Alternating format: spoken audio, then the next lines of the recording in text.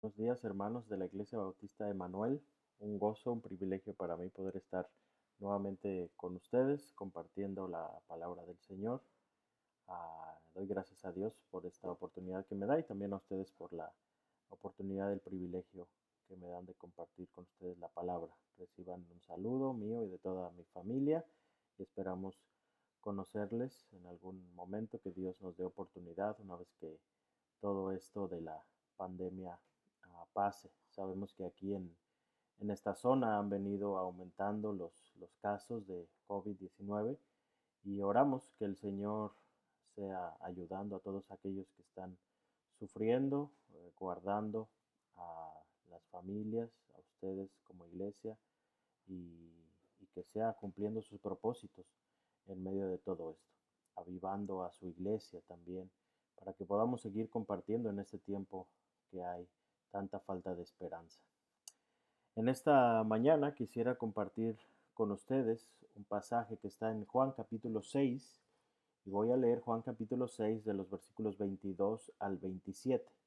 El título que he puesto a este sermón es ¿qué pasó con la multitud de los 5 panes y 2 peces? Es una pregunta. ¿Qué pasó con esa multitud de los 5 panes y 2 peces? Y voy a leer Juan 22 al 27 para poder meditar en esta porción. Es realmente un relato de unos pocos versículos, que realmente es una pequeña transición que Juan hace del relato de la multiplicación de los panes y los peces, donde Jesús alimenta a una multitud con 5 panes y 2 peces, al sermón donde Jesús se declara a sí mismo el pan de vida.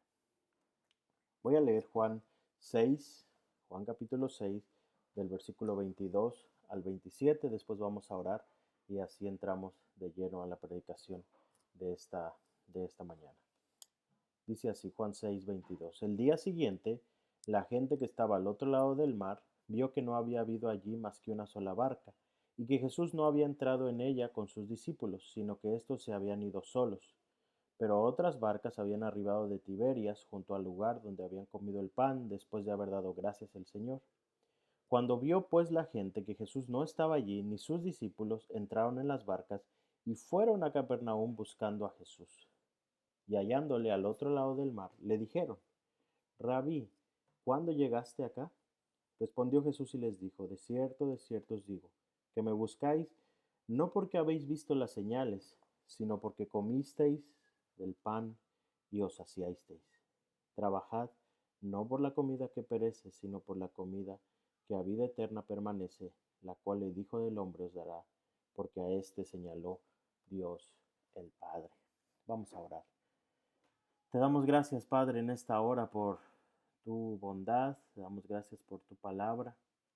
Oramos, Señor, en este tiempo por aquellos que están sufriendo en medio de esta pandemia. Oramos, Señor, por nuestro condado, nuestras ciudades. Oramos, Señor, para que tú obres tus propósitos en medio de todo esto. Quizás no sabemos exactamente lo que estás haciendo, pero sí sabemos quién eres tú y que tú estás al control de todo. Por eso nos ponemos en tus manos una vez más, y ahora particularmente ponemos en tus manos el estudio de tu palabra. Pedimos que nos ayudes y nos dirijas en este tiempo. En el precioso nombre de Jesús. Amén. Juan capítulo 6, versículos 22 al 24 es una pequeña transición, un relato muy breve que Juan hace acerca de la multitud que había sido alimentada con 5 panes y 2 peces. Por eso el versículo 22 que leí empieza diciendo el día siguiente. Y la pregunta es: ¿el día siguiente de qué? Bueno, es el día siguiente de que Jesús alimentó una multitud con 5 panes y 2 peces. Y en particular, esta historia para mí ha sido muy reveladora. Dios en muchos sentidos ha hablado mi vida a través de estos relatos, de este en particular, pensando en cuál es mi motivación para seguir a Jesús. ¿Dónde realmente está puesta mi mirada? ¿Qué me mueve a buscar a Dios? Preguntas como esas, que tienen que ver con el corazón, que tienen que ver no solamente con lo que hacemos, sino con el por qué hacemos lo que hacemos. Y quizás esta historia va a ayudarnos a examinar algo de eso. en nuestros propios corazones. Este relato nos da ejemplos de una multitud de personas que estaban buscando a Jesús por razones egoístas. Querían estar cerca de Jesús, pero por intereses enfocados en ellos mismos. Personas que tenían puesta su mirada no en Jesús, sino en su propio beneficio terrenal. Y que, como han dicho muchos, eran a final de cuentas falsos discípulos. Pero en esta mañana quisiera que viéramos tres cosas que hacen estos seguidores egoístas. Un seguidor egoísta. Y la palabra el diccionario define egoísmo como la conducta humana que conlleva autointerés o interés en uno mismo. Así que vamos a ver a través de este pasaje cómo es un seguidor de Jesús, pero un seguidor egoísta. Vamos a ver tres cosas que hace un seguidor egoísta. Y entonces, para recordar ese contexto de esa alimentación milagrosa, Jesús entonces está en el principio del capítulo 6, se nos narra que Jesús está enseñando a una gran multitud y de pronto se hace tarde, la gente empieza a tener hambre y entonces los discípulos le dicen, no solamente nos dicen Juan, sino en los pasajes paralelos, en los otros evangelios, los discípulos le dicen a Jesús, bueno, mándalos a que vayan a comer o a buscar su comida, su alimento, pero Jesús le dice, no vamos a alimentenlos ustedes, vamos a alimentarlos nosotros. Por ahí aparece un niño, un chico que tenía 5 panes y 2 peces. Jesús multiplica estos 5 panes y 2 peces de tal manera que da de comer a esa multitud de 5,000 hombres, y 5,000 hombres en aquel entonces, cuando se hacía el conteo de las cosas, solamente se contaban a los hombres, a los varones, pero probablemente estaban junto a su esposa y sus hijos probablemente, así que algunos piensan que realmente esta multitud era de más de 10,000 personas. Jesús, con esos 5 panes y 2 peces, los multiplica, alimenta toda esa multitud y aún dice la palabra que sobraron 12 cestas llenas. Después de este milagro, entonces vemos a Jesús obrando en esta forma. Ahora es interesante que Juan este milagro es la cuarta señal que Juan da de Jesús como el verdadero Mesías. Una de las cosas que hace el Evangelio de Juan es mostrar señales, porque de hecho la palabra que usa para cuando habla de los milagros de Jesús son señales. Y esta es la cuarta señal que Juan da, mostrando a Jesús como el verdadero Mesías. Ahora es interesante lo que nos dice en el Evangelio de Juan capítulo 6, en el versículo 15, dice así, justamente terminando este relato de la multiplicación de los panes y los peces, desde el 14, Juan 6, 14, 15, dice así, aquellos hombres entonces, ¿cuáles hombres? Los de la multitud que habían recibido este milagro de multiplicación. Aquellos hombres, viendo la señal que Jesús había hecho, dijeron, este verdaderamente es el profeta que había de venir al mundo. Pero entendiendo Jesús que iban a venir para apoderarse de él y hacerle rey, volvió a retirarse al monte solo. ¿Qué pasa aquí? Que al final de este milagro, que después de este milagro, estos hombres judíos ven y dicen, este es el que iba a venir, este es el Mesías, este es el rey que se nos ha prometido. Y Jesús entiende que van a venir y van a hacerle rey, que van a venir y esta multitud va a hacer que Jesús sea el rey, va a hacer que Jesús sea su rey. Dice el verso 15 que Jesús entendía que iban a venir a apoderarse de él y a hacerle rey. ¿Y qué hace Jesús? Dice que volvió a retirarse al monte él solo. Volvió a retirarse al monte él solo. Cuando él ve que van a venir para darle lugar de autoridad, para darle un lugar supremo entre esa multitud, él se retira, él se va solo. Y Jesús constantemente se apartaba a solas a orar con su Padre. Vemos eso en varios pasajes de los evangelios. Pero este momento era peculiar porque Jesús acababa de convertirse en un sentido, por lo menos ante esta multitud, en alguien sumamente famoso. Jesús en ese momento era la estrella, era el más importante, era el centro de atención, era el que esta multitud estaba dispuesto a decirle rey. Y en ese momento Jesús se aparta a orar solo. ¿Cuántos de nosotros estaríamos dispuestos a apartarnos en el momento de más popularidad, en el momento en el que somos el centro de atención, en el momento en que la gente quiere hacernos su rey? Pero Jesús se apartó porque su hora no había llegado. Jesús no buscaba la fama, no buscaba ser reconocido, no buscaba ese puesto de prestigio, no buscaba esos privilegios o la fama de un rey. Él venía a hacer la voluntad de su Padre, y la voluntad de su Padre implicaba pasar primero por la cruz.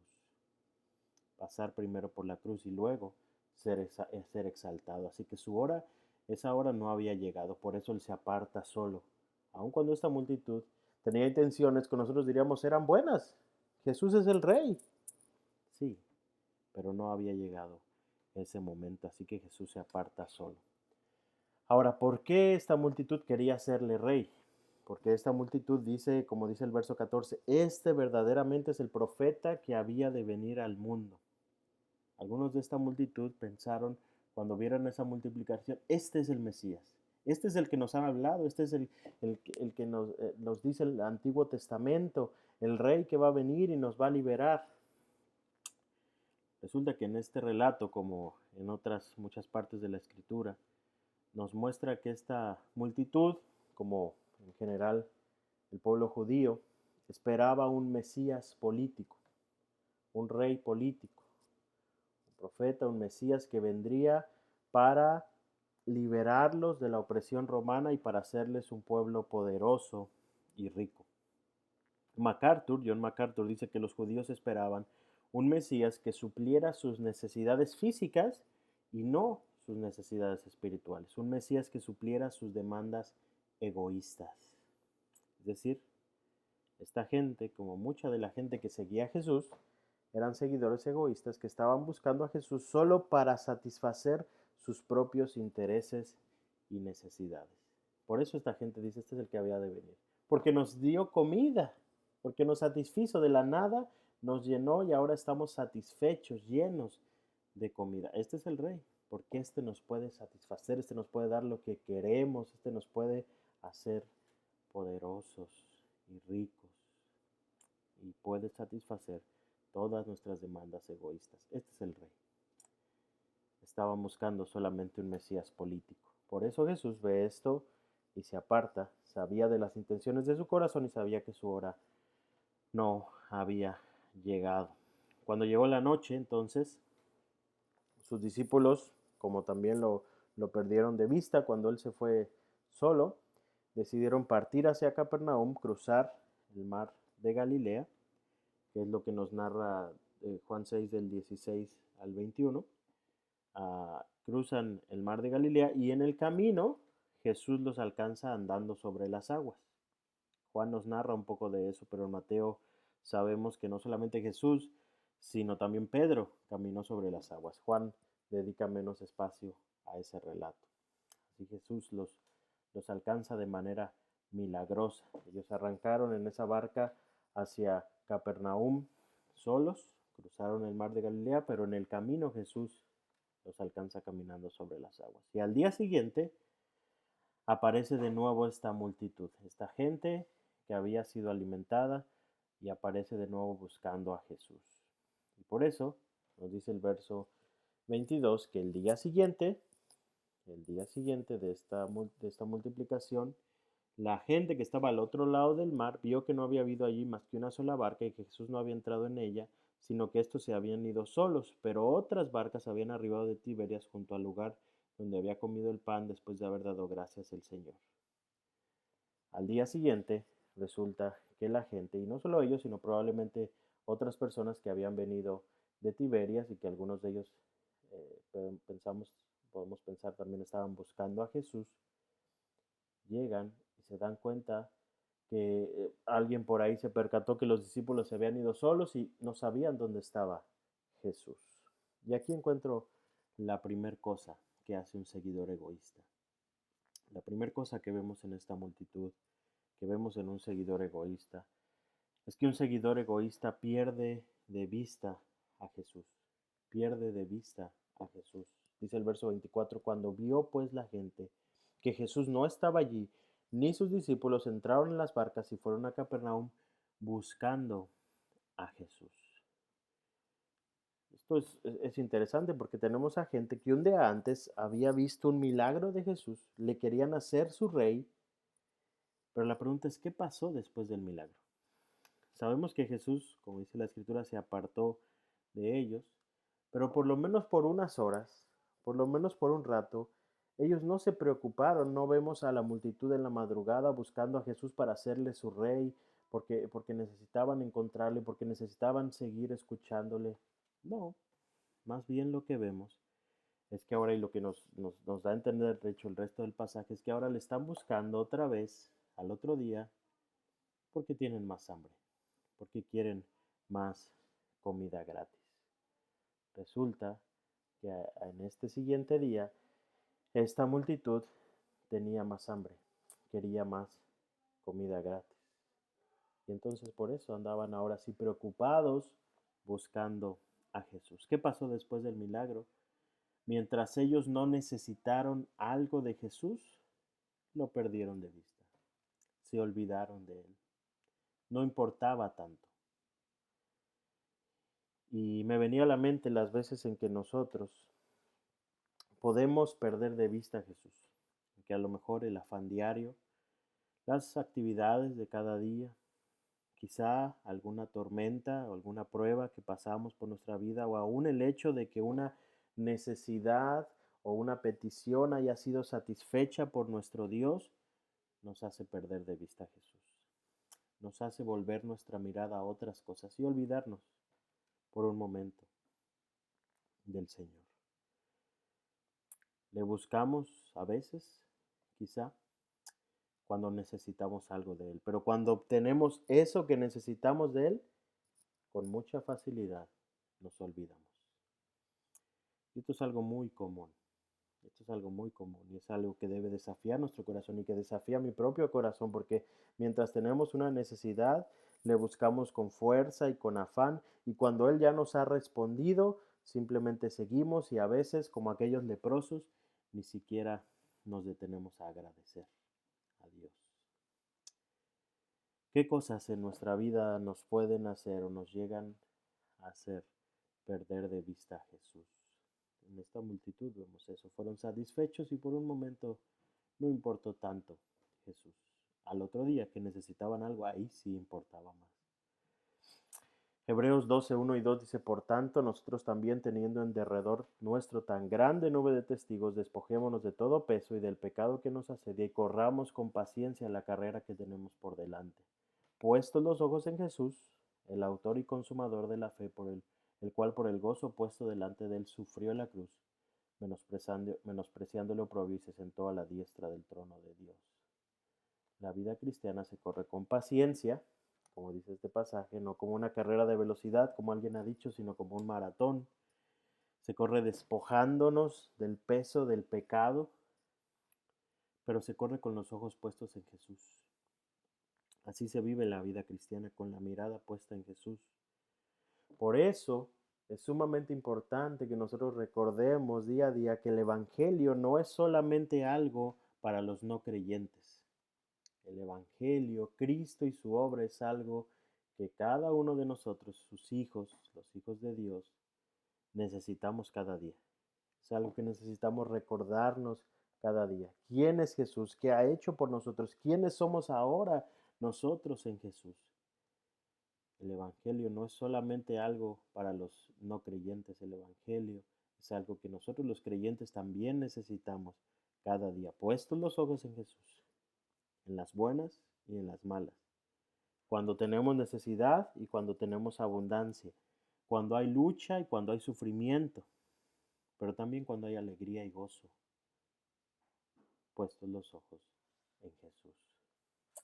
Así que en primer lugar, un seguidor egoísta pierde de vista a Jesús. Pero también, y en segundo lugar, un seguidor egoísta se esfuerza en buscar a Jesús por un interés personal.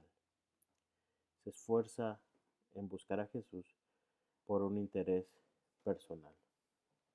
Dice que entonces esta multitud toma una barca, va a Capernaum buscando a Jesús, y entonces nos dice el verso 25 que le hallaron al otro lado del mar y le dijeron: Rabí, ¿cuándo llegaste acá? Esa pregunta también se puede traducir con ¿cómo llegaste acá? La multitud tenía la duda: si no te vimos que te subiste a ninguna barca, si no vimos que hubiera otra barca en la que hubieras podido cruzar, ¿cómo es que llegaste acá? Nosotros sabemos, por el relato que nos da Juan, que llegó de forma milagrosa, y ellos probablemente estaban pensando en algún otro milagro que Jesús había hecho, y realmente había llegado ahí de una forma milagrosa, caminando sobre el mar. Pero vean la respuesta de Jesús.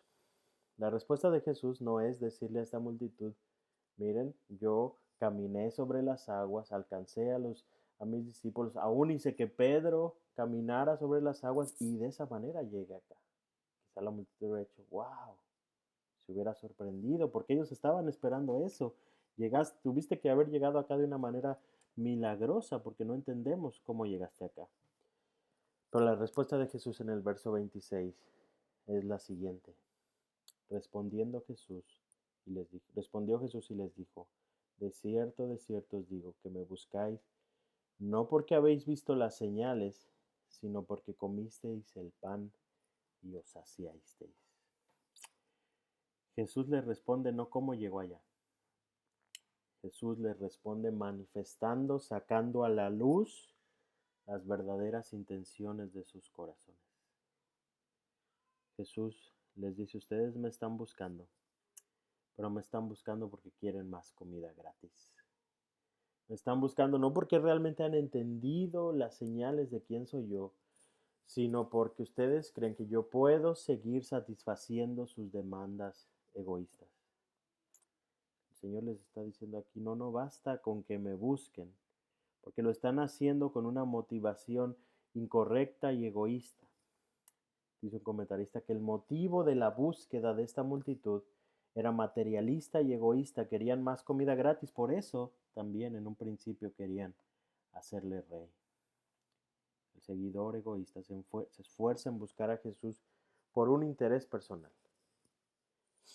¿Y cuántas veces nuestro esfuerzo por buscar al Señor está motivado solo por razones egoístas y de autosatisfacción? ¿Cuántas veces hemos buscado a Jesús y aún nos hemos esforzado en hacerlo, pero solamente para que nos dé, para que nos ayude, para que nos muestre, para que nos satisfaga algún deseo o anhelo personal? ¿Y cuántas veces hemos visto a Jesús, a nuestro Dios, solamente como un medio para llegar a aquello que queremos? Alguna vez vi un documental donde decían que la principal diferencia entre la vida religiosa oriental y la vida religiosa occidental, que hay muchas religiones en ambas, en Occidente y en Oriente, hablando a nivel mundial, pero en general este estudio decía que la vida religiosa oriental, es decir, muchas religiones de Japón, Corea, China, etc., la gente busca a sus dioses para ofrecer algo. Y decía que en la cultura religiosa occidental, sobre todo en la religión católica, la gente busca a Dios para pedir algo. Sin duda, tanto el catolicismo como las religiones orientales son falsas. Solamente Cristo salva, solo en Cristo está la respuesta. Pero el punto con esto, y lo que quizás sí esto nos revela, es que a veces nos acercamos a Dios con el puro anhelo de pedir. A veces eh, impregnados con la cultura de donde venimos, nos acercamos a Él solo para buscar algo de Él, solo para pedir algo. ¿Y cuántas veces nos acercamos pensando: ¿y qué puedo yo dar? ¿Y qué puedo yo ofrecerle a mi Dios? ¿Cómo puedo ser más útil para Él?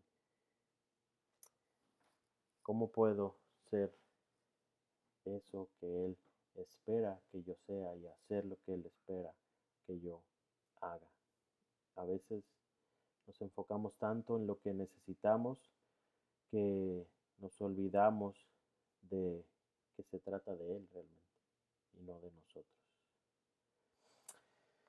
Dice un autor que debemos cuidarnos de no amar más a los regalos que al dador de los regalos. Debemos cuidarnos, dice este autor, de no amar más a los regalos que al dador de los regalos. Y con mucha facilidad nuestro corazón empieza a amar más a los regalos que aquel a quien nos ha dado esos regalos. El seguidor egoísta pierde de vista a Jesús, busca al Señor solamente por razones enfocadas en él mismo, por razones egoístas. Y en tercer lugar, el seguidor egoísta se enfoca en lo terrenal y no en lo espiritual. El seguidor egoísta se enfoca en lo terrenal y no en lo espiritual. Dice el verso 27, trabajad, y es Jesús respondiendo, continuando la respuesta que le da a esta multitud, trabajad no por la comida que perece, sino por la comida que a vida eterna permanece, la cual el Hijo del Hombre os dará, porque a éste señaló Dios el Padre. Cuando Jesús habla de que ellos deben trabajar, de que deben esforzarse por la comida que a vida eterna permanece, ¿cuál es esa comida que a vida eterna permanece? Bueno, en este pasaje no tenemos el tiempo para leer todo el resto del capítulo 6, pero si ustedes después lo leen en casa se van a dar cuenta que ahí está un discurso del Señor, un sermón del Señor, donde Él se declara, donde Él dice de sí mismo, yo soy el pan de vida. El Señor dice de sí mismo, yo soy el pan de vida. Y así como Juan da a lo largo de su evangelio 7 señales, son milagros que le llama señales de que Jesús es el Mesías, también Juan da 7 yo soy a lo largo de su evangelio, siete discursos donde Jesús dice yo soy la resurrección y la vida, yo soy el camino, la verdad y la vida, yo soy la vid verdadera. Y este es el primero de esos 7 para presentar a Jesús como Mesías, donde Él dice, yo soy el pan de vida. Jesús está diciendo en este sermón, yo soy esa comida que a vida eterna permanece. Ustedes deben trabajar, pero no enfocados en algo que yo les pueda dar, está diciendo el Señor, sino en mí. Ustedes deben buscarme no por algo que puedan obtener de mí, sino buscarme porque me quieren a mí, porque me aman a mí, porque lo que necesitan es a mí, está diciendo el Señor. Jesús les está diciendo, lo que ustedes necesitan no es solo más pan físico. Hay otro tipo de pan que ustedes necesitan. Hay una necesidad más grande. Hay una necesidad espiritual que solo yo puedo satisfacer. Eso está diciendo el Señor. Hay comida que perece. Hay comida que a vida eterna permanece. Nuestra necesidad de Dios es más grande que nuestra necesidad de cualquier cosa material. Eso es algo que nosotros tenemos que entender y que aceptar. Hay una necesidad más grande que nuestra necesidad de dinero, que tenemos necesidad de dinero, que nuestra necesidad de resolver algún problema familiar que quizás tenemos que resolver, o algún problema de salud, o algún problema económico. Hay una necesidad más grande que esa. Una necesidad espiritual que solo Dios, que solo Cristo puede llenar. Resulta que a veces trabajamos, nos esforzamos tanto por cosas terrenales, por comida que perece. Y no solamente podemos pensar aquí en lo material o en lo monetario quizá, que quizá es lo primero que se nos puede venir a la mente, pero cosas vanas que tienen un carácter temporal, no eterno. Quizá nos esforzamos tanto en trabajar por una cuestión de orgullo. Quizás nos esforzamos para ser vistos, para ser reconocidos, para sobresalir, quizás por fama, por popularidad, por un puesto, que a final de cuentas perece, se acaba, que a final de cuentas es esa comida que perece. La pregunta es, ¿será que en algún momento hemos perdido nuestro enfoque y nos hemos fijado más en comida que perece que en la comida que a vida eterna permanece? Jesús, como lo expresa, como dije, el resto de este pasaje es el pan de vida. Eso es lo que Él vino a hacer. Él vino a darse a sí mismo, como también decíamos en la predicación pasada. Él es lo que tú y yo más necesitamos. No algo que Él nos dé, no algo que Él nos pueda dar, sino Él mismo es lo que más necesitamos. Muchas personas se acercan a Dios como esta multitud, porque necesitan algo de Él. Eso, la verdad es que eso lo hace cualquiera. Lo que no cualquiera hace es acercarse a Jesús sabiendo que lo que necesita es a Jesús mismo. Que lo que necesita es a Jesús mismo. Para que una persona se acerque a Jesús sabiendo que Él es lo que necesita, se necesita una obra de la gracia de Dios en el corazón. Y, y que Dios nos ayude para recordar que Él es nuestra mayor necesidad, que Él es el que puede saciar realmente nuestra hambre y sed espiritual. Jesús entonces da este discurso que, como dije, aparece en los pasajes que siguen en el Evangelio de Juan.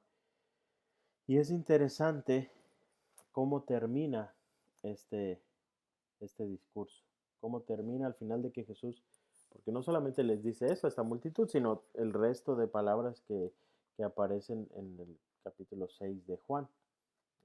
Jesús da una serie de cosas y habla de cómo, llegando al punto central de que Él es el pan de vida. Pero vean cómo termina todo esto. Vamos hasta Juan 6:66, hasta el versículo 66. Estamos en la misma escena donde Jesús está hablando ahora a esta multitud que un día antes los había alimentado y que ahora está manifestando su corazón y diciéndoles: ustedes no necesitan más pan físico, ustedes me necesitan a mí. Y vean cómo termina la escena, verso 66 de Juan 6. Desde entonces muchos de sus discípulos volvieron atrás y ya no andaban con él. Dijo entonces Jesús a los 12: ¿queréis acaso iros vos también vosotros? Le respondió Simón Pedro: Señor, ¿a quién iremos? Tú tienes palabras de vida eterna. Y nosotros hemos creído y conocemos que tú eres el Cristo, el Hijo del Dios viviente. Resulta que ¿cómo termina todo esto? Esta multitud, que un día antes quería hacer rey a Jesús, quería ponerle en el lugar de más autoridad, cuando oyeron lo que Jesús decía, que Él era el pan de vida, que Él era lo que realmente necesitaban, se fue. Y la idea que nos da el texto es que solo quedaron los 12. Y Jesús aún a los 12 les dice: ¿quieren irse ustedes también? Y entonces Pedro responde: ¿y a quién iremos, Señor? ¿A quién iremos si solo tú tienes palabras de vida eterna? ¿Qué pasó con la multitud de los 5 panes y 2 peces? Se fueron cuando no tuvieron más comida gratis. Se fueron cuando sus deseos egoístas no fueron satisfechos. Quedaron unos cuantos, quedaron los 12. Quedaron los que entendían que no hay otro lugar que pueda saciar el hambre y sed espiritual, solo Cristo. Quedaron los que realmente veían en Jesús el verdadero Mesías, pero que venía no solo a satisfacer a una necesidad física, sino una necesidad espiritual, la necesidad de Dios. ¿A quién iremos? ¿A quién iremos? ¿A quién iremos para saciar nuestra sed y hambre espiritual en momentos de tentación? ¿A quién iremos en momentos de prueba? ¿A quién iremos? Pero también en momentos de gozo y de alegría, ¿a quién iremos? Solo Cristo tiene palabras de vida eterna. Quisiera terminar yendo a Colosenses capítulo 3 para quedarnos ahora con la parte positiva de, de todo esto. Porque vemos en este pasaje una multitud que va buscando a Jesús egoístamente. Colosenses 3, del 1 al 4 nos dice: si pues habéis resucitado con Cristo, buscad las cosas de arriba, donde está Cristo sentado a la diestra de Dios. Poned la mira en las cosas de arriba, no en las de la tierra, porque habéis muerto y vuestra vida está escondida con Cristo en Dios. Cuando Cristo vuestra vida se manifieste, entonces vosotros seréis manifestados con Él en gloria. Verso 2. Poned la mira en las cosas de arriba, no en las de la tierra. Quizá es una buena forma de resumir lo que he tratado de expresar a través de este relato. Poned la mira en las cosas de arriba, no en las de la tierra. Y esa frase, poned la mira, es una palabra, en el griego es una sola palabra, que en otros pasajes se traduce como pensar, y en otros pasajes de la escritura también se traduce como sentir. Es una palabra que abarca tanto el pensar, tanto la mente, como el sentir, como el corazón, las emociones y la motivación. El profesor de aquí del seminario, el profesor Ken Bennett, decía que poner la mira en las cosas de arriba implica mantener el enfoque de nuestra mente y de nuestro corazón, es decir, nuestros pensamientos y nuestras emociones y motivaciones en Cristo y la realidad de quienes somos en Él. Ahora, la realidad de nuestra posición en Cristo. Ahí debe estar nuestra mirada, en Cristo y solamente en Él. ¿Qué hacía? ¿Qué hizo esta gente, esta multitud? ¿Qué pasó después de la multiplicación de los 5 panes y 2 peces?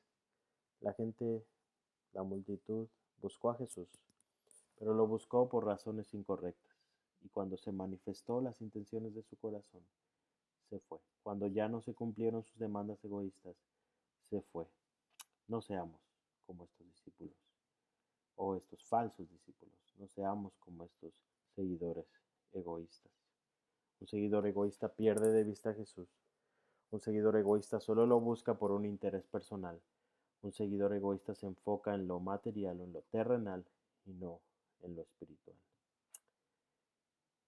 ¿Será que en algún momento nuestra motivación para buscar a Jesús ha sido egoísta? ¿Será que por momentos le hemos perdido de vista? ¿Será que hemos buscado a Cristo solo por intereses personales? ¿Será que hay momentos en que nos hemos enfocado más en lo terrenal que en lo espiritual? Y quizá la pregunta más dura es ¿qué clase de discípulos somos? Que esto nos ayude a examinar nuestro corazón. Yo constantemente tengo que examinar mi corazón a la luz de esto y decirle y recordarle a mi alma, Cristo es suficiente, Cristo es el pan de vida, Él es lo que necesitas. Y quizá habrá quien escuche esto y necesite hoy arrepentirse y venir al Señor en verdadera fe. Y habrá entre ustedes, hermanos, quienes necesitamos, yo con ustedes, recordarle a nuestro corazón que Cristo es lo más valioso que Dios nos ha dado y Él es lo que necesitamos. Quería tomar este pasaje porque justamente tiene que ver con lo que predicaba también el domingo pasado cuando veíamos la historia de Ana. Que Dios nos ayude entonces a no perder de vista a Jesús, a buscarle por razones correctas y a enfocarnos, a poner nuestra mirada en las cosas de arriba y no en las de la tierra, a trabajar, a esforzarnos por la comida que a vida eterna permanece, por el pan de vida, por Cristo. Amén. Vamos a orar. Padre, pedimos tu ayuda y tu gracia, Señor, porque tú sabes que nuestros corazones a veces se desvían tras lo terrenal. Ayúdanos una vez más, como vemos constantemente el llamado en tu palabra, a poner nuestra mirada en las cosas de arriba, a poner nuestros ojos en Jesús y mantén ahí nuestra mirada, mantén ahí nuestros ojos, Señor. Bendice a cada uno de los hermanos que me están escuchando y que, Señor, podamos ser seguidores fieles tuyos, sabiendo quién eres tú y hablando de ti a otros. Ayúdanos a verte a ti y a recordar que todo se trata de ti. Te alabamos y te agradecemos en el precioso nombre de nuestro maravilloso Salvador, Cristo Jesús. Amén. Dios les bendiga, hermanos.